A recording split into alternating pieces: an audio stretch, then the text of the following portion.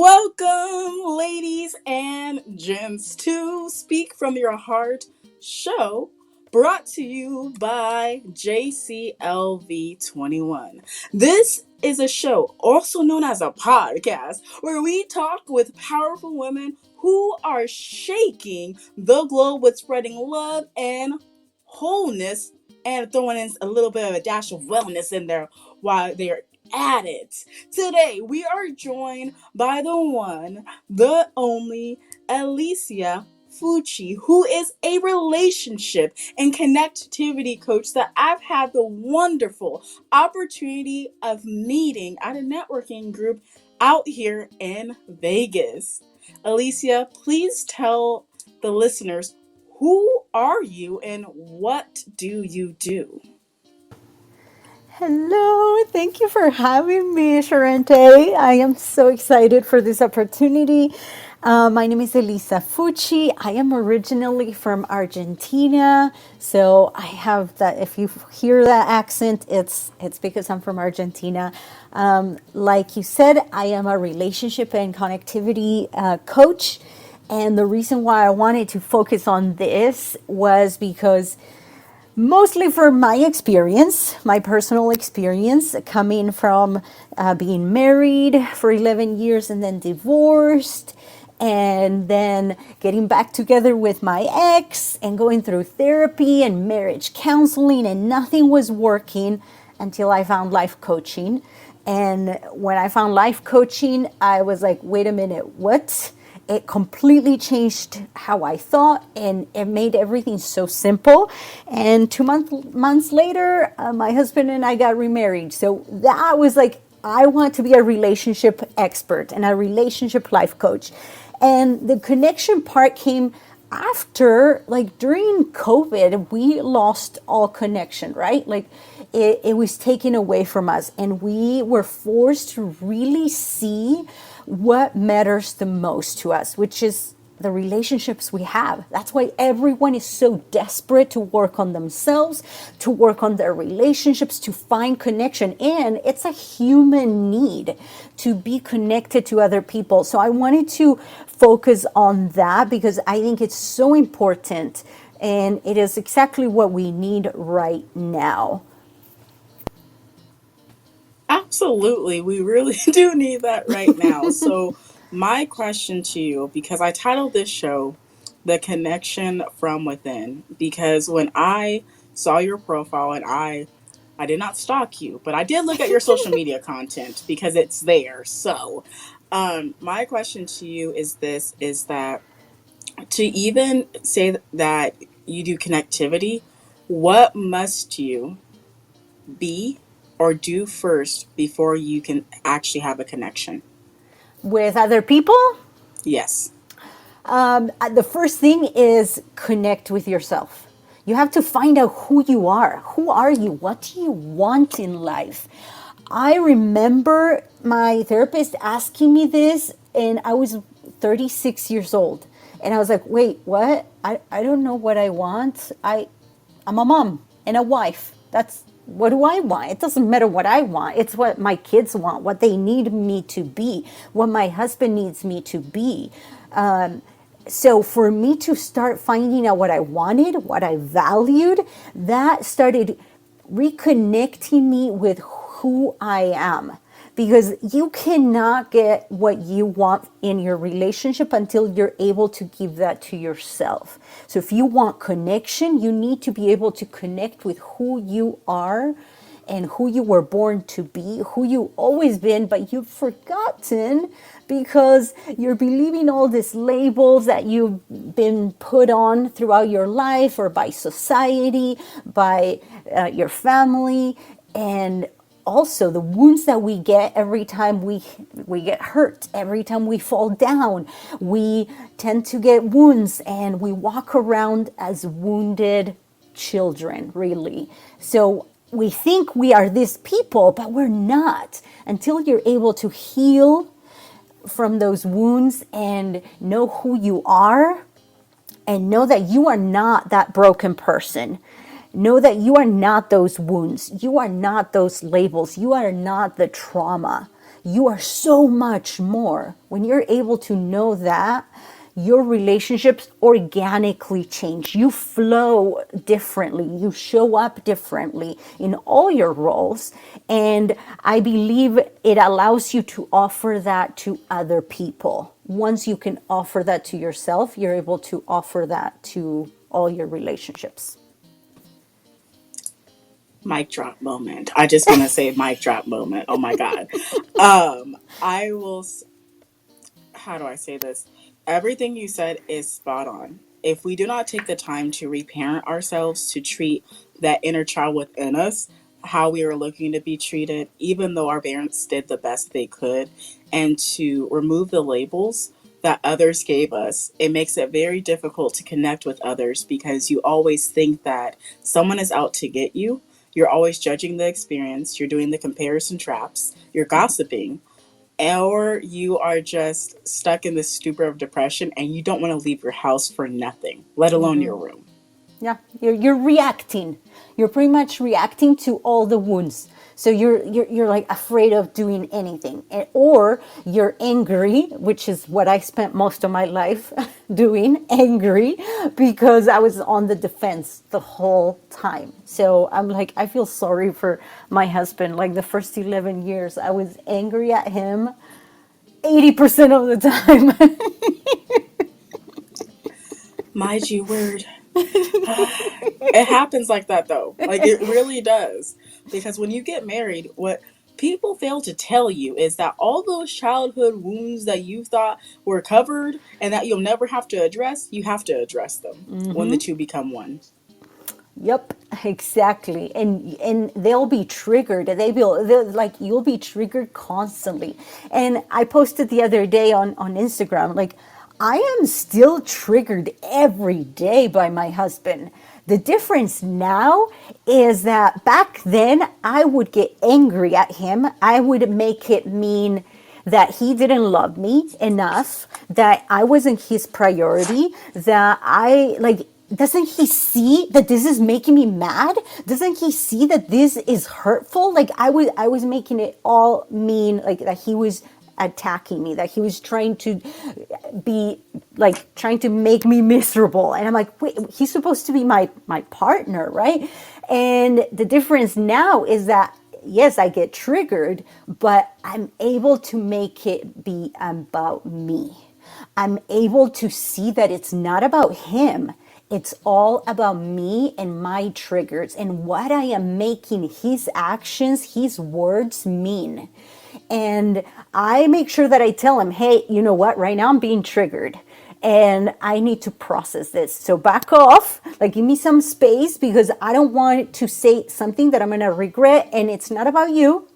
I'm just reacting. And so he teases me and he calls me the processor because I'm like, I have to like, sometimes it takes me a few minutes, hours, or sometimes a few days if I'm like, if it's something big.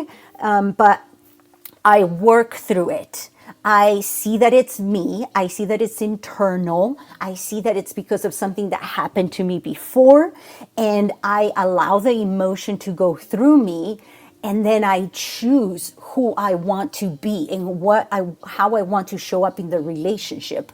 Then I am always in control and I show up as a person I want to be for my husband. That's the difference between who I used to be when I was triggered and who I am now when I am triggered and how I show up in the relationship. I absolutely love that. That's a loving response. And I hear it. No offense. I will be the processor. I will be the processor. Okay. If it means that it keeps my relationship in a loving place, I will be the processor. Put me on timeout. I'm out, coach. I'm out. Right? So I completely understand that. That's how you keep a peace in the relationship without also diminishing the other person, making them feel unseen or unheard or not enough, and triggering them to go into their childhood wound baggage that they might still be holding. Exactly. And I think it also, especially for men want to fix things. Like if they see that you are having like you're struggling, that they did something wrong, they think, oh my gosh, I did something wrong. They go into fix it mode. When you let them know that, hey, it's not you, it's me, then they don't need to worry. They can show up as the loving and supportive men that you need them to be instead of going into fix it mode, which most of the times, let's admit it, it's not what you want them to do.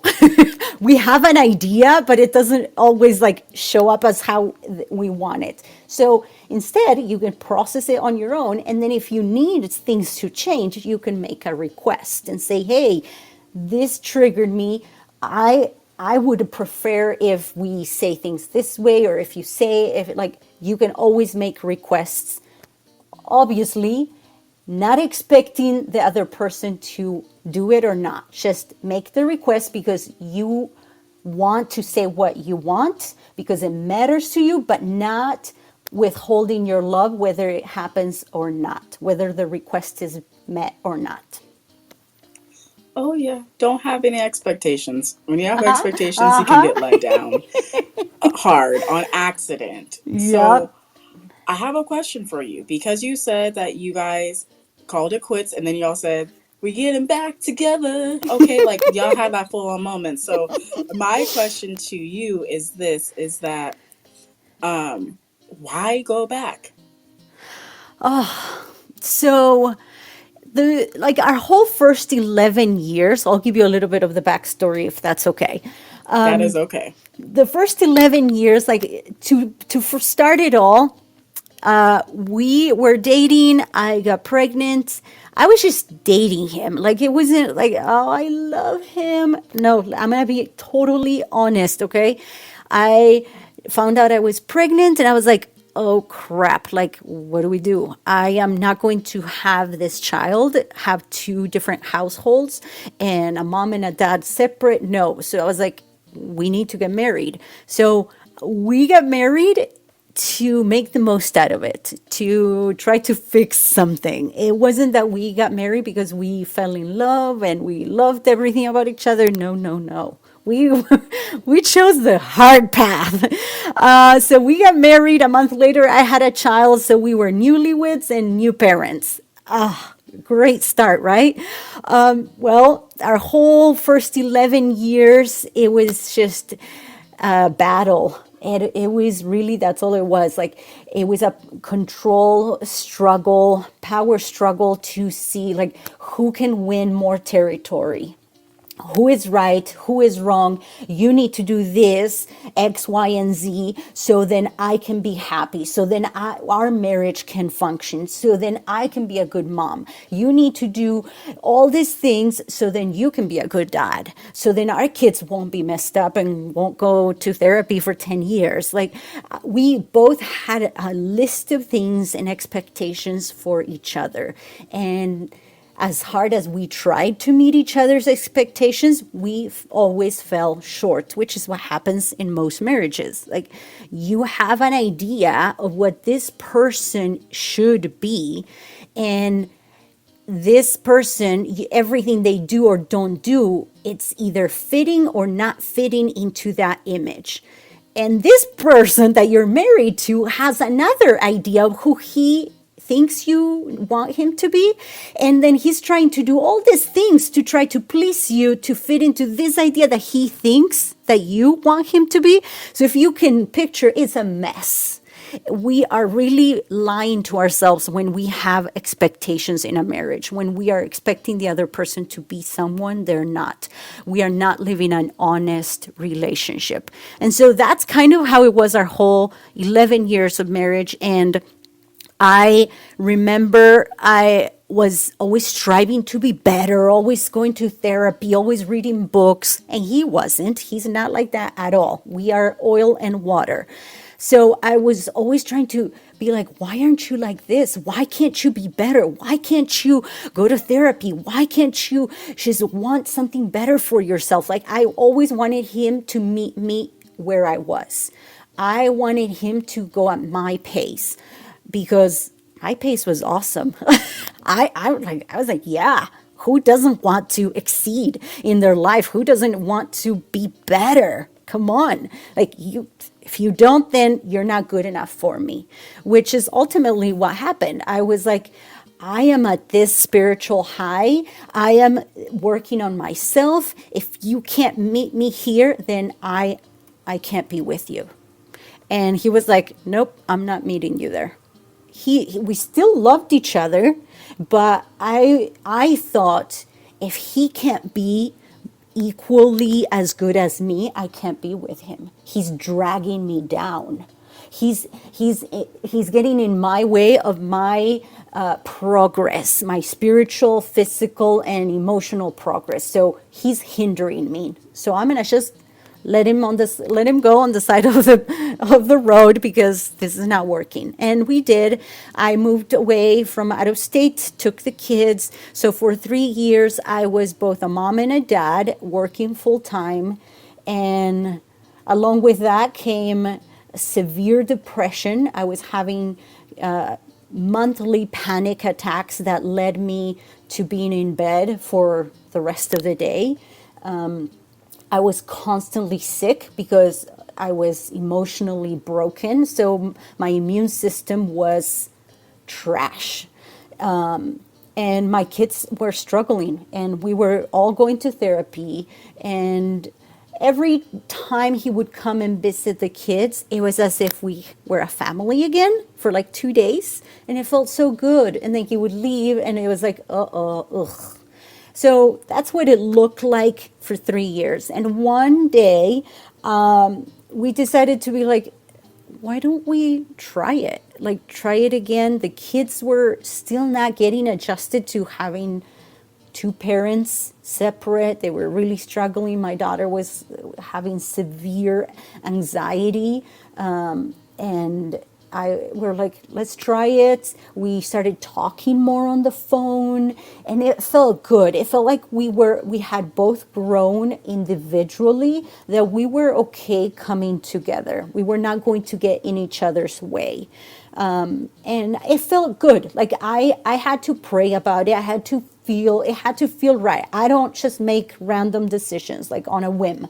That's not me at all. So once we're like, okay, yes, this feels good, I moved back to Vegas, and we started living. We were living together, and the first year was bumpy, because we were so used to being alone that getting back together was an adjustment. But I remember that slowly we started getting back into the same cycles, the same destructive cycles that got us divorced in the first place. We were depending on each other to be happy. We were having these expectations. It was just slowly, it was a slow progression. And then by the third year of living together, we were back at therapy, back at marriage counseling.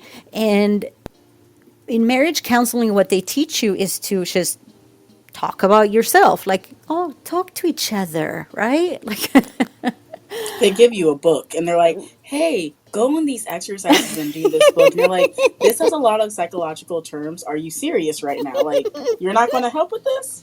Really? Okay. Been here. I've been there. We've done that too. That's, I'm like, right? Yeah. just to find out for me, he's like, I just want you to take care of you. If you do that, I am very happy and that I'm at peace. And I'm like, I got you. I'm gonna do it moving forward. Done. Why do we pay this much money to figure this out? I don't Right? understand, but here Right? we are. They don't teach you that. Nope. Let's share each other's feelings. You open your hands, hold the feelings for the other person, and then figure out what to do with them. And it's like, wait, what? That's too much That's not responsibility. helpful. No, no, no. I can't hold her happiness in my hands. I cannot. That's impossible. And that's what was happening. So that's kind of what led to it all. So my question for you is for those that have a story similar to yours, what would be one thing that they can do to start cultivating a more loving relationship with themselves? The one thing that I teach my clients on the first call that we have together is learn your core values. It is so important and it changes your life drastically. Learn your core values, your top 5 core values, and you can find those out by asking yourself questions like, what do you value in other people that you wish you had? Because most likely you have those attributes, you have those values, you have that in you. What do you value at work? What do you value in a relationship? And you'll see the same things, the same words come up over and over again, and you'll know those are your 5 core values. Once you know your 5 core values, I want you to start asking yourself, how can I live those 5 core values every day 1% better? Just one. I'm not asking you to go from like 20% to 100, fully living your core values and being awesome and feeling amazing about yourself. No, that's impossible. You could, but then you'll end up overwhelmed and we don't want You'll that. be quitting cold turkey. I can't Exactly. do this. 1% is easy, right? Like for me, one of my core values is self development, self improvement. And just finding out that that was my core value and living it every day. That 1% was maybe like reading a self help book, like a few pages, or watching a YouTube video that taught me how to do something that I didn't know before. But it started with that 1%, and it led to me taking my certification as a life coach and starting my own podcast. Now it's like doing my writing 2 books, and it's creating my own live events, and it's just snowballing into bigger and better things, right? But it's just 1%. When your car is misaligned, it's just barely misaligned, right? And if you let go of the wheel, what happens? It's It just, wobbles. yep, and it'll eventually go to the side, right? But slowly, it won't. Like it's just a slight misalignment, and it just takes a few maybe meters until it takes you out of the lane. It's the same thing. If you don't have your values, you don't know where you're going, and you'll end up repeating the same destructive cycles, and you'll stay stuck, which is where all my clients come to me. They're stuck. They're sick of being in this dysfunctional cycles. So that's why. It's because they don't know who they are. They don't know their core values, and they're not living them, which means they're not being true to themselves. So find those core values, and by doing that 1% daily, you are realigning yourself with who you are.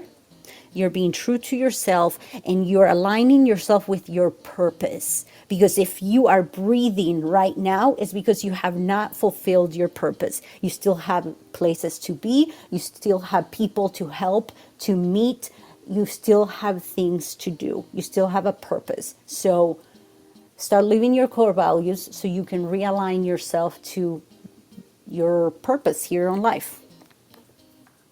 I love that because when you say that, also reminds me when you live by your core values, that also means that you're putting up boundaries to guard you from the things that you no longer serve you at all, Exactly. which I absolutely love. Exactly. Yeah. And that's another thing I teach in my program, boundaries. And boundaries really all it is just saying, this is as far as I'm going to go. This is as far as you can get. It's creating a fence that will protect you physically, emotionally, and spiritually. That's it. And it is out of love for yourself and out of love for others. That's it. It is the most loving thing you can do in a relationship for yourself and for others, creating boundaries and honoring them. So I have a question for you. What Yes. does honor mean to you? Honor means following through. It is standing up for what you say you're going to do, standing up for what you believe. You, like, yeah, for what you believe. Okay. I love it. I will say for me, I have an acronym for honor, and Ooh. it doesn't technically go with the definition, but it gets the point across. kind of thing, and it is honor meaning honest observation, noting own remarkability. Or you can also throw in the O to be others' remarkability. But if you don't know your own, it makes it hard to know others' remarkability in their fullness. Ooh. Honest, observe. What is the N for? Noting. Noting. Ooh, Hmm. I'm taking notes here. Okay. No, you're good. It's going to be on my social media. So it's all straight. I love Um, it. but I love acronyms. And when I'm hearing everything that you're saying, I'm just like, this acronym goes perfectly in alignment to what you are describing. And when you take an honest observation of yourself, you have an awareness to facilitate a change within yourself. A And hundred you percent. will start allowing more. Yes. Yes. So I have a question because you just skated over these things and I just like pause, lady, pause for the cause. Um Book, podcast host, talk to me. Yes. So a few months ago, I had the impression, like I knew that I needed to write a book about my story of how I saved my marriage in 2 months. I'm like, because therapy and counseling didn't do it. I was going to get separated a second time. And I was like, how did I do it in 2 months? How did I go from, I was looking for a full time job for apartments. I was going to move out. Like we were done. We had not talked for like 2 weeks. That's how bad it was. And we had the talk, and I remember hanging up after we had the talk and crying because I felt like such a failure. I had failed twice and with the same person. Okay. If you can't make it work with the same person, you can't make it work with anyone, right? Like that's how I felt. So I needed to share that experience. I needed to share how I went from that moment to 2 months later, choosing him for the first time in 17 years and being so in love with this person that I have come to learn who he really is, really loving him and saying, I do want to marry you now and forever. Like, I don't want to ever think of the grass is greener in another place. No, because that's what I did my entire first marriage. I was always thinking, did I make the right choice? Is he the right guy? Why? Like, I was always looking at other marriages. This time around, I chose him and I knew he was it. And how did I go in that, like in 2 months? And I was like, I need to put it in a book. So I'm writing that book and it's called that, How I Saved My Marriage in 2 months. And the problem is not him, it's you. Because I would go to therapy and think that 95% of all our marriage problems was him. And if he would fix all those problems, then our marriage would work. And most of my clients think the same way. Well, he doesn't do X, Y, and Z. Oh, he doesn't do the dishes. He doesn't do what I tell him to do. He is not the patient with the kids. And he doesn't get me flowers on my birthday. And he doesn't give me he doesn't listen. He's not loving. He's not kind. He doesn't say I love you enough. It's they think 95% of their problems is the husband. Well, in the book, I tell you how it's not him, it's you. So I'm writing that book. And while I'm writing that, I joined an anthology with She Rises Studios. And I wrote a chapter and along with 28 other women where we are sharing our experiences of how we unleashed our true identity.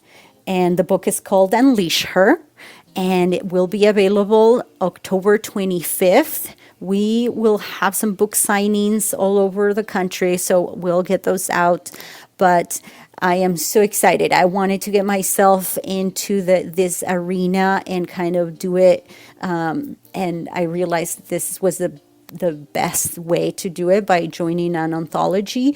And yeah, my chapter is how I went from being a victim in my life where everything was out of my control. I was depressed, anxious, and hopeless, and miserable, and unhappy, to thriving and being a fearless woman right now and loving how I now know who I always been. I now remember, because I think it's a matter of remembering who we are, because we were born perfect. It's just that along the way we forgot. We started believing everybody else. So I'm just loving this process of like, now I'm able to unleash who I really am, and I'm doing these amazing things. I am unstoppable because I know who I am, and because I'm constantly and daily remembering and reminding myself and fighting my brain that tells me who I should be and who I used to be. Whereas now I know my true identity, that I am strong, I am good enough, I am 100% worthy, I am 100% good enough, and I deserve everything that I'm looking for, that I want. And that is what we want to teach women, where we want to show how we, each of us, have got tapped into that identity, so we can become free from the bondage of victimhood, of all these cycles that have kept us stuck. So I'm excited because this is so true to my story. This is so near and dear, and it depicts perfectly what I've have been able to accomplish in the past year and a half. I'm so happy for you. People listening in, on the show notes, you will find a link to where you can get a copy of this book when it comes out. So out for that link and click it. Do it. I dare you. I dare you. Yes. So, I'm still not skating over the fact that you also mentioned you have a Oh, podcast. yes. Oh, yes. Please. I need to know more because I think it's living la vida a fool. But then I'm like, Yes. I'm confused. Help me. Yes. So that's what I'm doing. I'm living life to the fullest because I've been able to tap into that identity. Whereas before, I wasn't even living. Really, I was surviving. How many moms, how many women are just surviving? They're barely making it to the end of the day because they're burnt out, overwhelmed, exhausted. How many? Like most women, right? And that's how I was too, Many. right?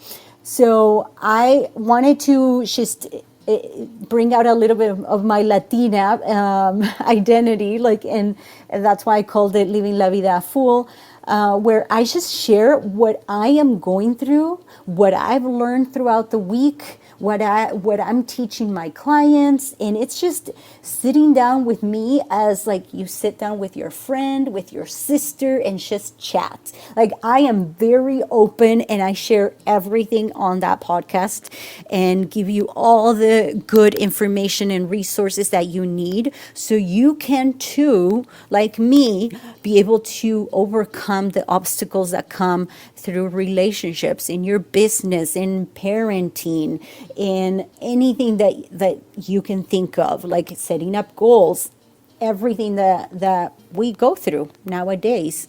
And it's the obstacles that I'm facing, which we are all facing. It's really the same things. So that's my podcast. I love it. Where can people find it? Is it on Apple, Yep, Spotify? Where's it Apple, at? Spotify, yep, all the major platforms. Yay.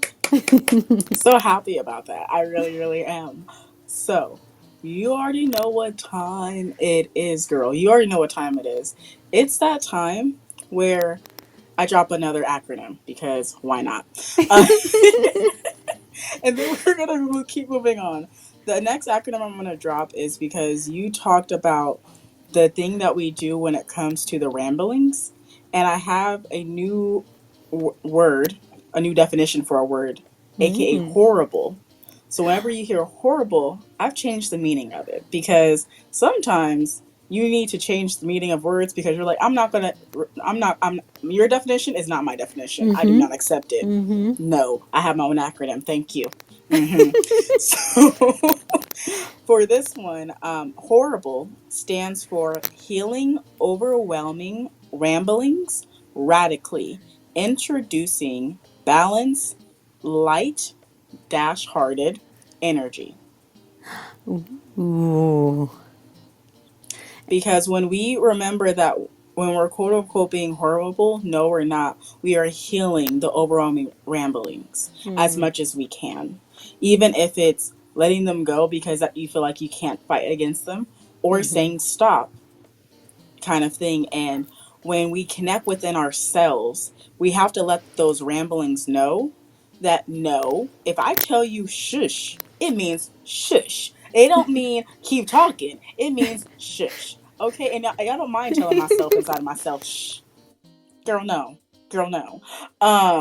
So when you're saying about the things that us as women we deal with, because I honestly will also say is that being a woman and what it actually entails is not really taught. We learn about men majority of history class. We don't learn about the women. We don't learn about what other women are doing except for their moms. They take care of kids.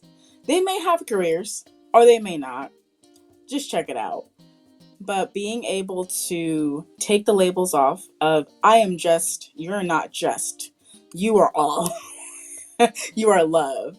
And my question to you, Elisa, is what is one thing, just one thing, that you want to give the listeners that will uplift them for their next coming days? Oh my gosh. What has been the most impactful thing is knowing that you can choose how you feel. You can choose how you feel. Like, you do not have to feel miserable if you don't want to. You do not have to do that. You can choose. Yes, sometimes, some days it'll be so hard. Some days it'll feel like you're in the middle of a war in your head because you're going to be battling like these negative thoughts about yourself, about who you are. And it's a matter of like every second having to choose, no, I matter. I choose to have faith. I choose to believe. I choose to be happy. I choose love. You have a choice of how you feel, and it's up to you what you choose. I just think that gives you so much power. And I'm giving it to you. I'm giving you back the power. If you don't want to feel how you feel right now, if you're not feeling great, you can choose to get out of that feeling by choosing something else instead. You are that powerful. So take the power back. I love it. I had to write something down. And what I wrote down was this: from circumstance to choice. Yes. I love it. I love it. I love you so much. I really, really do. I love all my guests that come on the show, but there's much love at every single guest. There's Oh. much love. You brought so much joy to my heart, and I just, I want people to know how to find you. How can they find Ooh, you?